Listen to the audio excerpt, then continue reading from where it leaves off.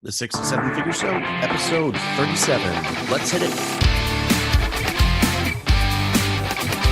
Broadcasting from the Valley of the Sun outside Phoenix, Arizona, this is the 6 to 7 Figure Show. Tired of working so hard and having no time? Take your six-figure practice and turn it to a thriving seven-figure enterprise.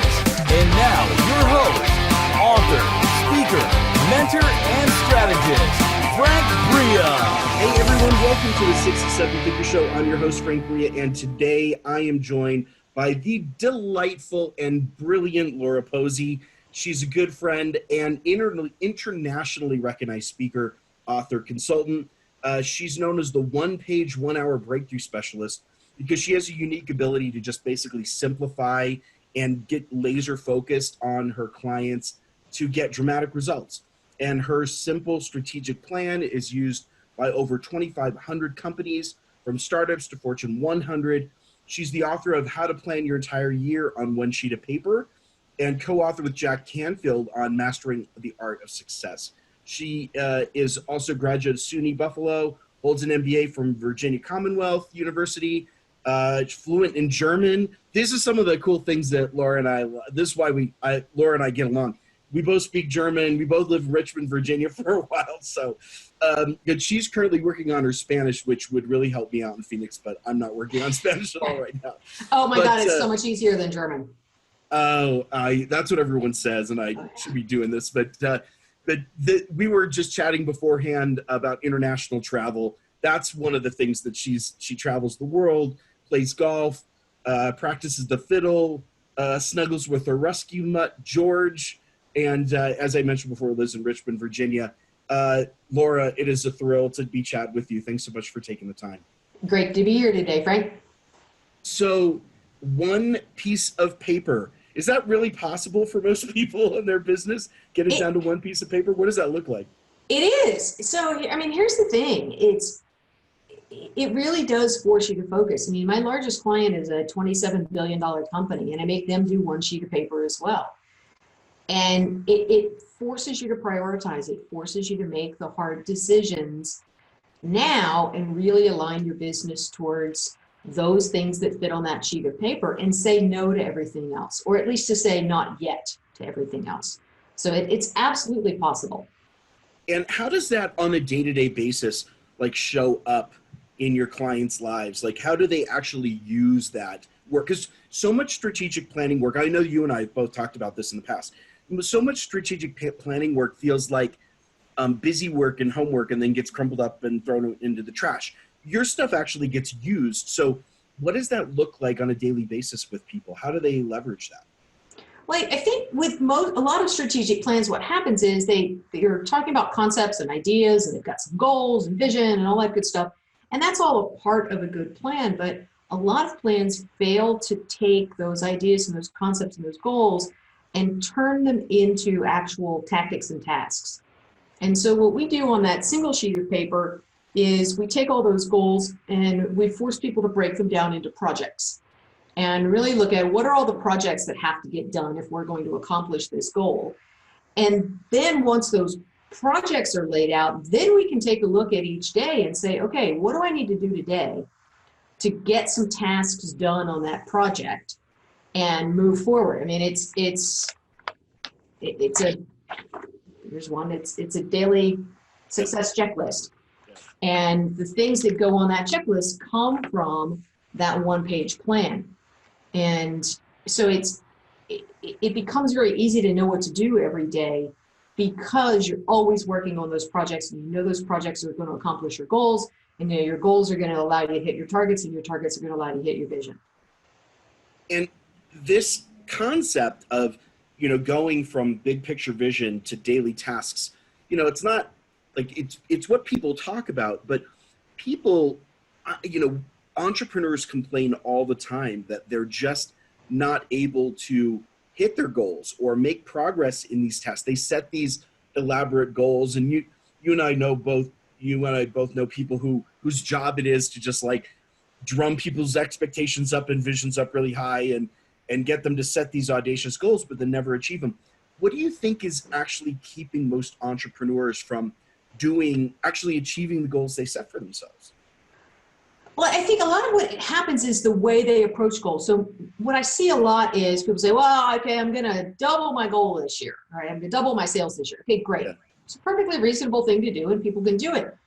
But instead of looking at it and saying, what do I need to change in my business to make that happen? They typically just say, okay, well, let me take that goal and break it down into weekly chunks or whatever, and essentially it comes down to, okay, well, I have to do twice the activity that I did last year if I'm going to hit this goal. And it's like, well, if you were able to do twice the activity, you'd already be doing it, right? You're not going to be able to double your output by doubling the amount that you work. There's just not enough time. You're never going to get that done. So you've got to take a look at what has to change. What do I really have to improve? So I need to improve my conversion rates. Do I need to improve my onboarding process? Do I need to hire some new coaches? Like what has to change in order for me to hit that number? And then once you know what those things are that you're going to change, those are the projects. Yeah. Right? That's the stuff that has to happen for you to make that number. And I think a lot of people just never get to that place of looking at what has to change. They're just looking at increasing activity. Yeah, you are so right. That is such a interesting dynamic. I observe it all the time where people, have growth goals they've set for themselves or things they want to be different. But then when it comes time to actually change, there's all this resistance. I can't tell you how many times I've talked to entrepreneurs where they say, this isn't comfortable for me. I was in a comfortable place before and now I'm in an uncomfortable place. And I keep thinking, well, yeah, like you try to want to do something different. It's going to be uncomfortable for a while. And that is I do think people undervalue the process of change, the process of discomfort, the process of pushing through and doing things literally differently than you did before. Well, and I see a lot of times like with coaches and consultants, they're like, well, I'll just hire somebody and then I can do twice the work. And it's like, okay, well, let's think through that, right? Who are you going to hire? What's your onboarding process look like? What's your training process look like? How are you going to get enough clients to fill their pipeline, right? Because if they're going to fill their own pipeline and sell their own stuff, they don't need you, right? Like, why split the money with you if they have to do all the same work? Like, Right. And then so it's like, okay, well, if you're fully booked, when are you going to have all this time to do all this other stuff? It's not like magically, hey, I just go, hey, Frank's on board, double the revenue, woo, let's go. And so I find that people just really don't think through like what it's really going to take to do the things that they want to do. And unfortunately, there are also a lot of people in our industry who are coaching and mentoring folks who also aren't helping people think these things through either. Yeah. So that makes it even worse. I mean, no, I kind of don't fault new entrepreneurs because it's not like we were all born with this inherent sense of how to start a business, how to run a business. But, and so we all need help. We all get help from people to do stuff. And that's one of the things that I think there's such a focus on sales and marketing as like the thing you have to go get when there's so many other processes. There's so many other things you need to think through in business.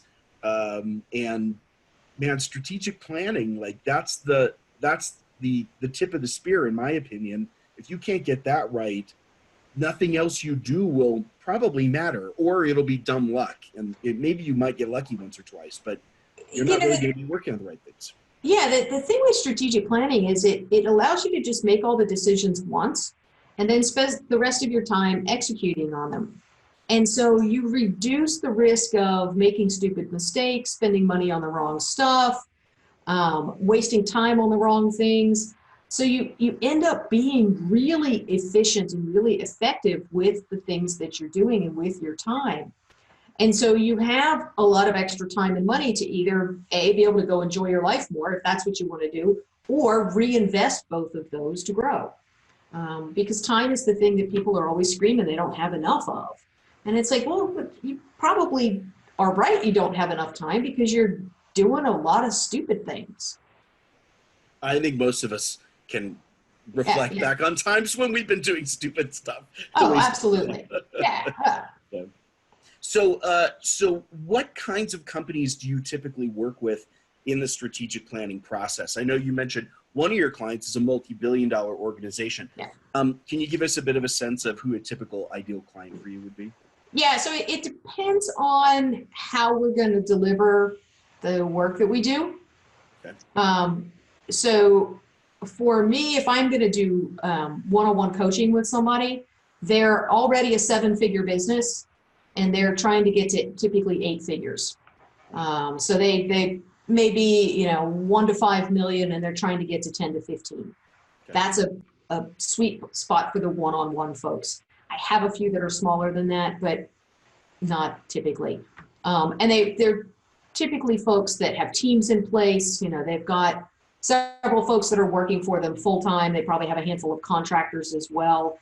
A lot of times those people are all in one location. They're sort of geographically based. They're all service businesses. All of my folks are B2B. And so that's sort of on the coaching side. On the one-on-one side, then there's the group coaching. Those folks tend to be a little smaller. They're in the 6-figure range, trying to get to 7. But they're established. They've got some experience. Typically for those folks, what's happened is they've just been throwing stuff up against the wall, trying to figure out what works. And they really need to hyper focus, and they need to clear out about 80% of the stuff that they're doing and stop spending time on things that aren't getting them where they want to go. And then we have a pure do-it-yourself online course. And that tends to be for our folks that are either just getting started or haven't hit that 6-figure mark yet. They really shouldn't be investing a lot of money in training programs and online things. They need to work through some of it on their own because typically they don't have a lot of cash flow. And we want to give them an opportunity to get started right, and then graduate into the different coaching programs. Got it. So for that 6-figure business, a service business, yep. That's going through a group program, how does that function? Can you walk us through that process? Because I think a lot of people might think group strategic planning doesn't feel like it matches. How do you make that work? So what we do is we bring people together in a 4-week boot camp. And so we live on Zoom walk them through creating their plan. And we do that so that they can ask questions. They can say, hey, I'm stuck on this, right? So, week 1, hey, here's just stuff you're going to go do. There's homework. They come back the next week. Hey, how'd that go? What questions? Where'd you get stuck? Let's unstick you. Here's the next set of things you need to learn. And so we get the plan all put together in the first 4 weeks. And then the rest of the year is around accountability and Q&A and helping them get things done, because most people don't have really good systems in place for how to get projects done. So, the first 4 weeks, we know exactly what we're going to do. Now we've got to spend the rest of the year getting it done. And so our productivity and accountability coaches help people stay on task, help them figure out how to do their tasks. Sometimes we get down into software, like how do you use Asana to manage all this stuff? How do you go hire a virtual assistant to help you get some of these things done? How do you hire somebody on Upwork or Fiverr to get some projects done and make sure that they get done the right way? And so we end up teaching them a lot of stuff throughout the course of the year. It's not strictly planning, it's execution. But it's a focus on execution.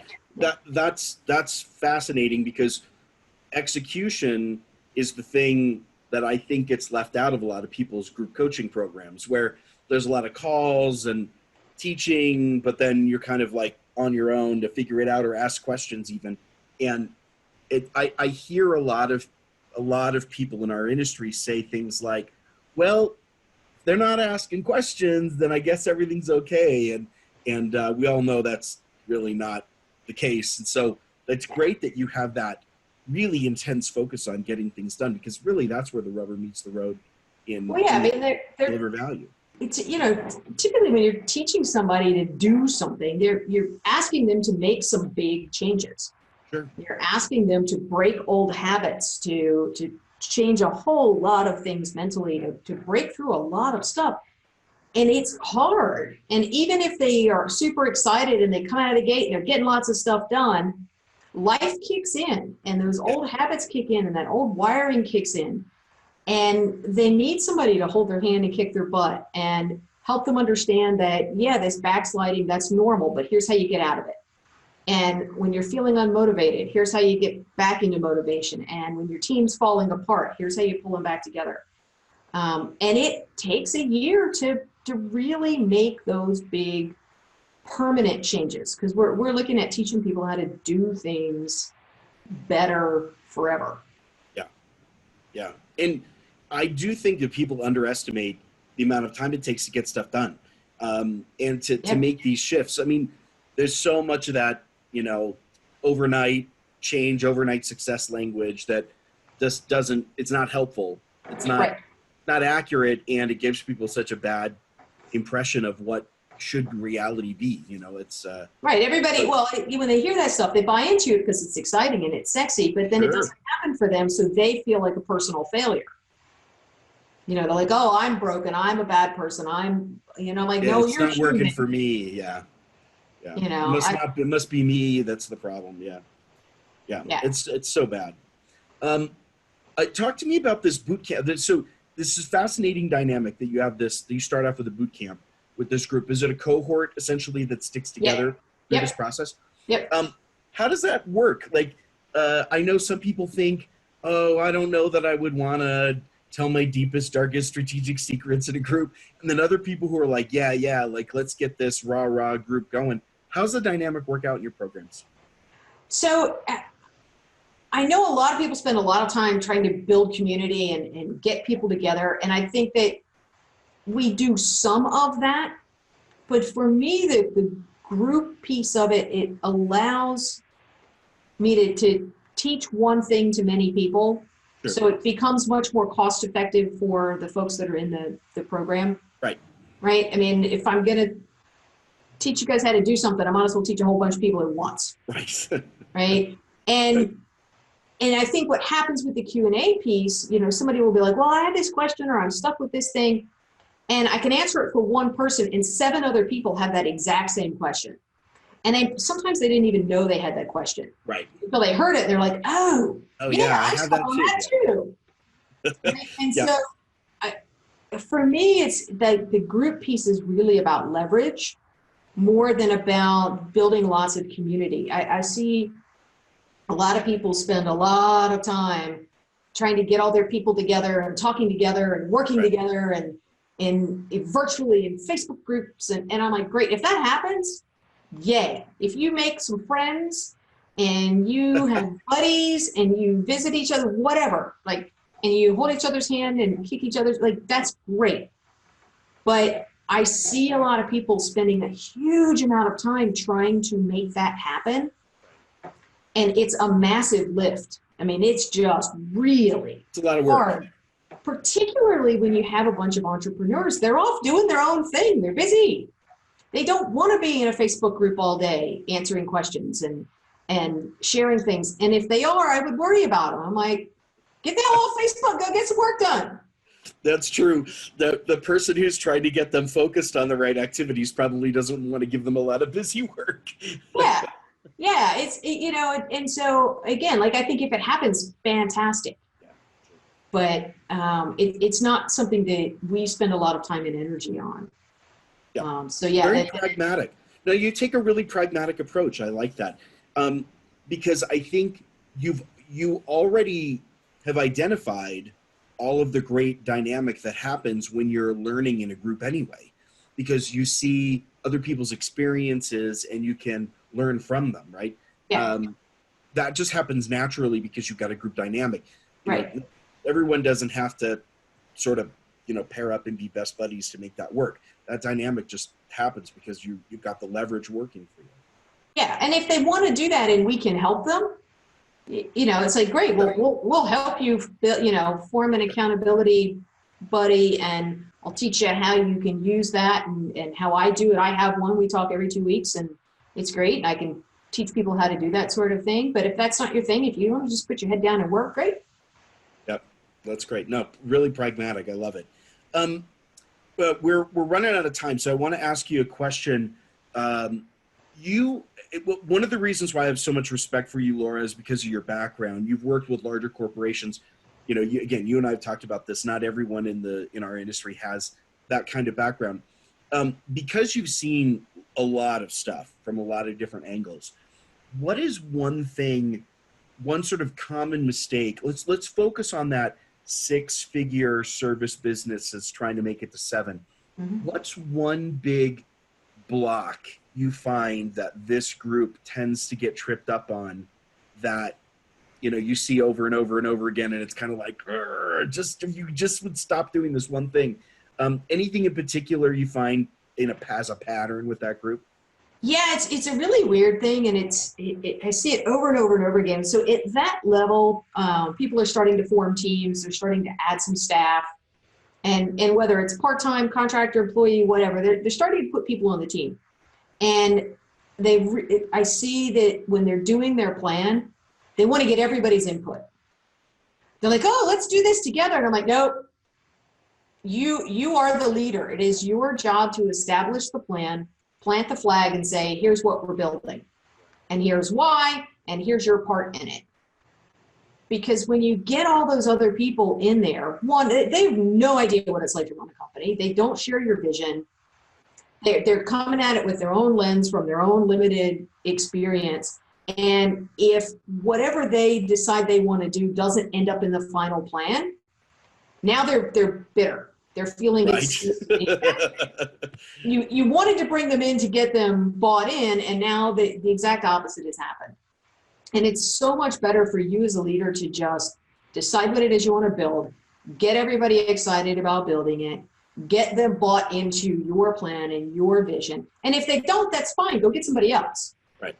Right. But, it's like the guy next door to me is renovating his house, and, he and his architect have a vision for what this place is going to look like, and they've drawn it up, and he's got a bunch of minimum wage workers over there making that thing to come together, and they know what it's supposed to look like. And are they engaged and excited and, oh my God, this is the best place I've ever worked? Probably not, but you know what? They're getting that stuff done in the heat, and they're making it work. Yeah. Because they understand what their role is and what they're supposed to accomplish, and they understand how it fits into the bigger picture. And I think that's what you need in your company. And again, I'm all for collaboration, but not at the strategic planning level. Yeah, I've heard you talk about this before, which is it is a common misunderstanding. I think a lot of entrepreneurs, especially millennials, that are looking to create these collaborative, flat hierarchies and things like that to try to counterculture the big corporation kind of hierarchy framework. And you pointed out exactly, there's this delineation between you as leader have to come to the organization with a plan and a vision. You can't co-create it. It's, these aren't all your business partners. You can't hold a kumbaya circle and come up with a strategic plan. Exactly. And every time I see people do that, it's just an absolute nightmare. I was going to call it something less politically correct. It's just awful. And they're so disappointed because they were like, we thought we were supposed to get everybody's input. I'm like, no, you're not. And it turns out so. And say, hey, here's what we're building. Right. What part of it do you want to do? Right. What are you going to own? You can give them that authority and that autonomy and empower them in that way. Sure. But it's your house. You got to design it. You don't let the plumber come in and tell you where your sink is going to be. Yeah, that's a really good delineation. I love that. That is a big stumbling block. I think that's a really, really classic error that a lot of folks in that space make. So thanks for the advice. That's great stuff. See it over and over. Yeah, the 7-figure folks, a lot of them have figured that out because they've tried it and they've gotten burned so badly. And, by the time you get to the 9 and 10-figure level, those folks are like, nope, leadership does this. Y'all do the rest. That's why we pay you. Yeah. That's true. Thank you for your input. There's a suggestion box right over there. Well, and there's a natural growth structure, I think, with entrepreneurs where they realize that at the beginning they're just a glorified project manager. That's all they are, But eventually they then hire people to manage the projects for them. And then eventually they hire the people to develop business strategies for them, and they're managing strategies. And then eventually, it grows up that way. Yeah. But that's a long-term growth plan for people. And I think they don't understand that their role and the people who they hire, their roles change. Exactly. So, that's great stuff. Laura, I'm so sorry that we're out of time, and I know you're really busy, and thank you so much for spending time with us today. For those people who are listening and want to connect with you and are interested more in the strategic planning work that you do, what's a great way for them to kick that conversation off with you? So I tell everybody, the first thing I want you to do is I want you to go get the Daily Success Checklist. Okay. I want you to go download it. So it's simplesuccessplans.com/daily. Okay. Because that's a great way to see, are you going to like this type of process, right? Are you going to like the way I deliver things? Are you going to like my style? Because when you go download the checklist, I'll give you a couple different versions of it and some samples and examples. I give you a training video. And so you really get to see sort of how this whole thing works. And you either sort of go, yeah, like this really lights me up. This is what I've been looking for. Or, oh my God, this is the seventh circle of hell for me. I just want to go back to wing it. And this is like the last thing on earth. And so it saves both of us a lot of time and energy. And for most people, they get a tool that is really super helpful for them. Yeah. It is the tool that I make all my clients use. Like I said, I use it. Here's mine. Yeah. Sits on my desk. Fill it out every single day. Yes, I do it by hand. But I will give people a fillable PDF version for those who like to type. For those who like to type, yeah. Some of us still actually physically writing stuff out. Some people, I'm old school enough. I like to write things down. Some people don't. Some people can't read their own handwriting. It's all good. Right. That's true. I'll give them a fillable PDF, whatever floats their boat. That's amazing. That link is below the video, by the way. It's also on the show notes page. If you're offline, listening to this audio offline, just come on back to the show notes page. And we've got a link directly to Laura and that checklist, which that's amazing stuff. I love that you also are doing a little bit of filtration with that. Yeah, I don't want somebody wasting their time, right. Reading my stuff and following me and talking to folks and getting in our private Facebook group and going, yeah, no, I don't like this.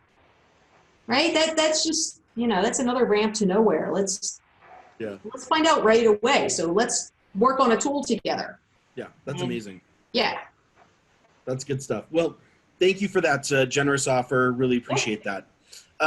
Laura, thanks so much for spending time with us today. I really appreciate it. You've given some great insights, great advice, especially in areas that I think a lot of folks don't get a lot of good advice in these days in the entrepreneurial space. So thank you very much.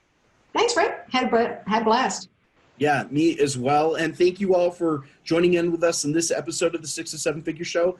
I've been your host, Frank Bria. This has been Laura Posey. Amazing, brilliant strategic planner. Seriously, I think strategic planning is one of those areas in business that does not get enough attention. So if this is something where you're kind of thinking to yourself, dang, I really need to start putting some effort into this, go grab Laura's checklist. I think that's a great place to start.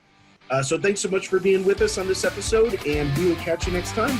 All right, everyone, take care. Thanks. Bye-bye.